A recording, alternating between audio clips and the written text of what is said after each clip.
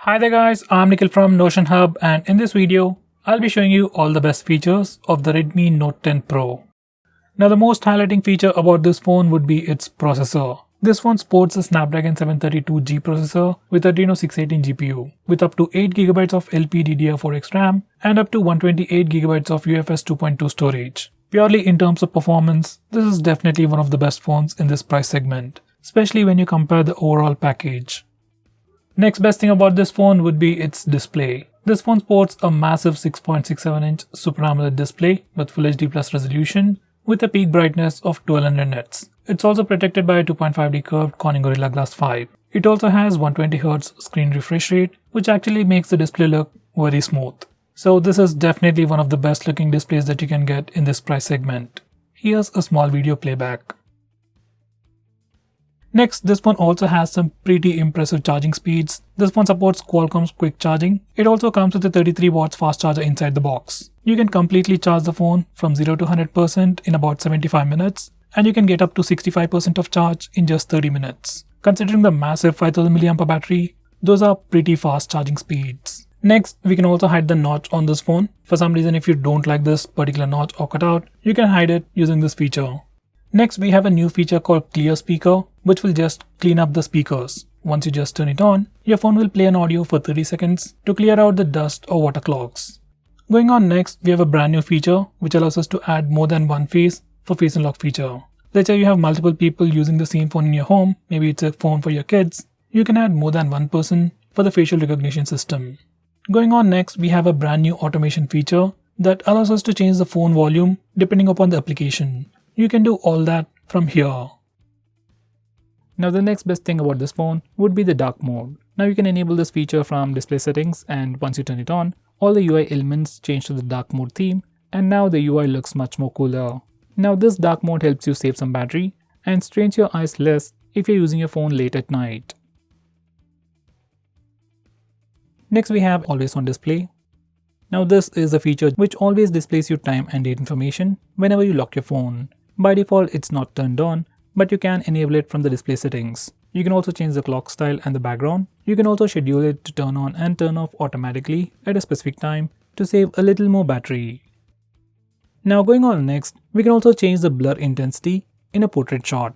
On previous Redmi and Xiaomi phones, we were just able to take portrait shots. But now on this phone, we can change the amount of background blur effect we want before taking a picture. And surprisingly, we can do it for both the front and rear cameras. Next we have Wi-Fi Assistant. Now mostly this feature will be enabled by default. This feature automatically switches your Wi-Fi connection depending upon the connection speed and signal strength. If for some reason your Wi-Fi network is not working, or if the Wi-Fi connection is poor, mobile data is turned on automatically. Next we have Traffic Mode. Once you enable this feature and select Extreme Mode only, the current application will have priority over the internet. To enable that, you need to go to the Wi-Fi settings. Let's say you're playing PUBG or any other game that needs internet, and if you want the best experience and you don't want any kind of lag because of other applications, just enable this feature and select Extreme Mode. Next we have Secondary Space. Now this feature allows you to create a secondary space on your phone. That means you'll be able to use a single phone as two different phones. In the secondary space, you can have completely different Google accounts, passwords, and different set of applications as well. It's a pretty cool feature, but personally I will recommend you not to use this feature as it can slow down your phone. If you have a flagship from Xiaomi, then you might consider, but most of the time, I'll recommend you not to use this feature. Next we have a brand new control center which looks pretty similar to iOS, and you can enable it from the display settings. Once you enable it, you can swipe from the right side corner for the control center or the notification toggles, and you can swipe from the left side for the regular notifications. Yes, it's copied, but who cares, it's really nice. Next we have Video Toolbox. Now this is an add-on feature which pops up while you're watching videos on some applications. So like YouTube, Amazon Prime or Netflix, you can enable this feature for compatible apps from settings. Now once you have enabled this feature, let's say you're watching a video, say on YouTube, you can swipe from a corner to bring up a pop-up menu. From here you have some extra options, and you can also open listed applications in floating windows. Going on next, we have floating windows. This is pretty similar to the Samsung's floating windows or pop-up windows, but with a slightly different implementation. You can enable this feature from settings. Now from recent apps menu, you can just press and hold on any application and then select the floating window icon to open the application in a floating window. Now you can move this around holding the top bar on the window, dismiss it by swiping on the bottom bar, tap and hold on the app and drag it to any corner and it will minimize to even smaller window. Now you can just swipe on it to dismiss it. It has a bit of a learning curve, but it's a pretty good implementation. Next we have Glance for MI. If you're someone who likes to change your lock screen wallpaper all the time, then this is a great feature for you. Once you enable this feature, every time you wake up your phone, you get a different wallpaper. From settings, you can also select categories so that you can get wallpapers only from those particular categories. Going on next, we have full screen gestures, and once you enable these gestures, you can swipe from the bottom of the screen to go home, swipe and hold for recent apps, and you can swipe from the left side or right side to go back a step. For Google Assistant, swipe from the bottom left corner or bottom right corner diagonally and it will trigger Google Assistant. Besides that, you can also swipe and hold from the left side or right side to quickly switch between the current application and previous application. This is one of the few phones out there that actually has this feature. Besides that, you can also swipe left or right on the bottom part of the screen to quickly switch between the applications. Next, I'm going to show you some important MIUI 11 related features. First, we have different notification styles. From here, you can choose between Android style or MIUI styles, and there is definitely a pretty significant difference between the notification styles of stock Android and MIUI. Next, we also have a new feature called Sky Edit. Even though it has been even on the previous MIUI 9 phones, this feature is still pretty new. Using this feature, you can literally change the sky in the background. You get different presets and all of them look pretty cool. Next, we have dynamic alarms. Now this is a brand new feature in MIUI 11 that gives you dynamic alarm tones depending upon the time of the day. So if you have an alarm in the morning, you get a different tone. If you have it in the evening, you get a different tone. So that's the new dynamic alarm feature, and we also get a lot of new natural sounds. Next we have video wallpapers. Now using this feature, you can set up a video as your lock screen wallpaper or a home screen wallpaper. Here's a quick preview. Next we have digital well-being. Now this is a feature from Google which literally tracks all your usage, analyzes it and gives you a complete report. Using this feature you can track your usage, and if you want, you can also put restrictions upon yourself. Like if you don't want to use YouTube for more than 15 minutes a day, you can put such restrictions using this feature. Next we have Bedtime Mode. Now this feature is pretty similar to Wind Down from Google's digital well-being, and once you enable this feature and configure it, it'll automatically enable grayscale mode, that's to make your display black and white at a specific time every day or depending upon your settings. It just acts like a quick reminder for you to sleep. Now going on next, we have Quick Ball. You want to use your phone single-handedly? Then this is a great solution for you. Once you enable this feature, a floating bubble will pop up. You can use it in two ways. You can either tap and select the option, or else we can swipe. Personally, I like to go with swipe option with navigation keys. Once everything is properly set up, you can simply swipe on the floating bubble to go back, go home, or even open recent apps page. Now going on next, we have some handy gestures. First we have the double tap to wake. Now this one is pretty simple. Just enable this feature and double tap your screen to wake it up. If you are using face unlock on this phone, then you can simply double tap your phone. Phone wakes up, sees your face, and immediately unlocks the phone. You don't even have to use the fingerprint scanner. It is super convenient. Next we have raise to wake. Now this is another super useful feature. Once you enable this feature, every time you raise your phone, your display lights up and shows you the lock screen. Once again, if you have enabled face unlock feature, it wakes up, sees your face and immediately unlocks the phone. So this feature in combination with face unlock works just like the latest iPhones. Now going on next, we have two super shortcuts to quickly open the camera application. First way is to open the camera application by pressing the power button twice. This particular shortcut works anywhere and anytime. Just enable it from additional settings, and every time you press the power button twice, camera application will pop up almost immediately. Most of the time it works. Another way to open camera application is from the lock screen. Now once you enable this feature from lock screen settings, on your lock screen you can press the volume down button twice to quickly open the camera application. Well, that's a feature and it works, but personally I still like to use the power button. Now going on next, we have 3-finger screenshot. Now before I show you that feature, let me show you how to take a regular screenshot. On this phone or any other phone out there, especially Android phones, if you want to take a screenshot, press the volume down and power button both at the same time. Once you do that, your phone will take a screenshot. For some reason, if that's a bit difficult for you, you can always use the notification toggle. Now coming back to 3-finger screenshot, once you enable this feature, you can simply swipe down using 3 fingers to take a screenshot. This is personally my favorite way to take a screenshot. Next we have long screenshot. Now to take a long screenshot on this phone, first we need to take a regular screenshot. We can either use the buttons, notification toggle or the gesture. And once you have taken a picture, you will get a preview at the top right corner of the screen. Just click that and then click scroll. Your phone will scroll the current application automatically and then take a long screenshot. If you want to stop in between, you can always click the done button and it will take a long screenshot up to that point. You can find those long screenshots along with your regular screenshots. Next we have a shortcut to turn on the torch. Now there are many ways to turn it on, but personally I like to long press the back button to turn on the torch. This is how you do it, and once you're done, you can press and hold the back button anywhere, anytime. That's when your phone is unlocked to turn on the torch. Now that's definitely a very convenient way to turn on the torch, and once you're done doing it again, it'll turn it off.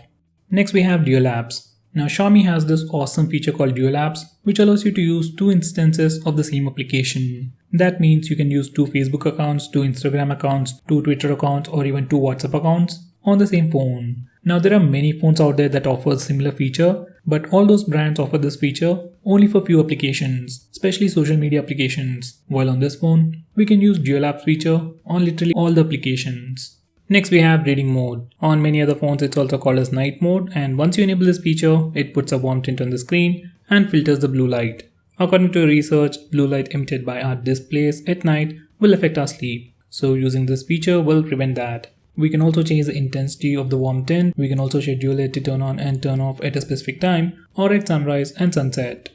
Going on next, we have one-handed mode. Now for some reason, if you think this phone has a massive display and if you can't use it single-handedly, you can use this feature. Once you turn on this feature, you can swipe on the navigation bar from home to left or right to shrink the screen. In this mode, you can literally do anything, make calls, take pictures, and do everything with a single hand. You can swipe in the same direction to go full screen, you can swipe in the opposite direction to switch to the other side, and do it again to go full screen once again. From settings, you can also change the size of this window. I'm at the screen. Next, we have some pretty cool gestures related to phone calls. First, we have flip to silence ringer. Now, just like the name suggests, when your phone is lying on a flat surface, when you get a call, you can flip your phone to silence the ringer. Next we have quiet ringer when lifted. Once you enable this feature, whenever you get a call, you can pick up your phone and the ringtone volume goes down. It won't go completely silent, but ringtone volume does go down. Next we have increasing ringtone volume. Once you enable this feature, every time you get a call, ringtone volume starts with low volume and gradually increases. Next we have flash when ringing. Once you enable this feature, every time you get a call, your flashlight, that's the rear flash, flickers.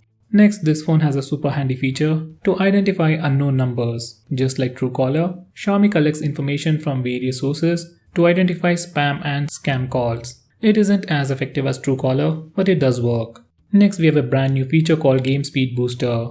Now this is like a dedication application in itself, and once you open it up, this is how it looks like. You can add all your games to this list and then swipe right for settings. Now from here you can do a lot of things. Improve the gaming experience by clearing the cache. You can also configure the navigation shortcuts, restrict network switching while playing the game, restrict background sync, prioritize network usage, enable silent mode, hands-free mode, and even fix the screen brightness. Whenever you open any of the games from your list, all these settings will be applied automatically. Now going on next, we can also change the background app usage. MIUI offers you additional options to tweak individual apps to further improve battery life. You can completely stop applications from running in the background, you can restrict background access, you can restrict background sync and usage, and do stuff like that. It might help, but usually its effects are not that visible. Now going on next, we have wireless display. Now using this feature, you can cast the screen of your phone to any television with Mirrorcast or to a Chromecast. This feature works really well with MI TVs. Next we have local backup. In backup and reset settings, we have the option to backup everything on your phone, along with user data. This is really handy when you have to reset your phone and quickly take a backup of your apps. Now when you reset your phone, all this data will be deleted. So once you are done with the backup, copy it to your PC or a pen drive and transfer it back to your phone once you are done resetting your phone. Now going on next, we have some features to improve the audio experience on headset.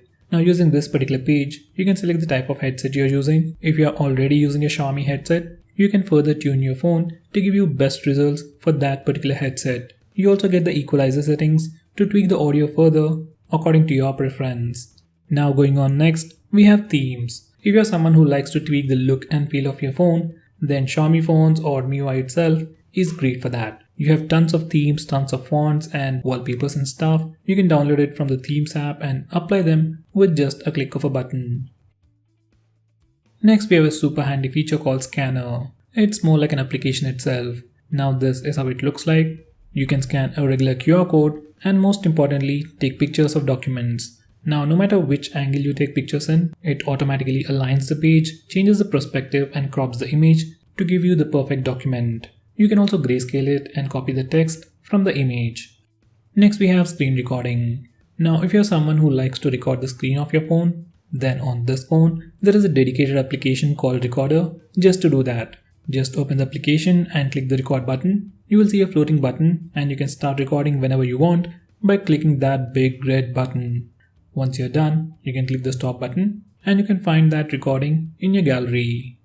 Next we have auto start permission. No matter how many times you kill any application or close an application, some applications start automatically in the background, say like Facebook, Instagram and Twitter, and they end up draining the battery, especially if you don't use those apps a lot. So using this feature, you can restrict those applications from auto starting in the background. Next we have App Vault. Now looking at the name, you might think it's an app lock kind of a feature. Well, it's not. In the default launcher on the leftmost screen, you get a dedicated page with multiple widgets for quick shortcuts, notes, stock prices, call a cab feature, cricket scores and so on. So if you want to see this page, enable App Vault, and if you want to hide it, disable it. Next we have the option to mirror buttons. Now usually on most phones, especially phones with pure stock Android, it doesn't give you the option to swap the back and menu button. But on this phone, we can do it. Next we have an app lock built into the system. We can set it up with a different password from your lock screen password and obviously lock applications. Now whenever you try to open any locked application, you have to either enter the password or we can use a fingerprint scanner. Now there are many third-party applications which can do the same, but this feature comes inbuilt and it's quite secure.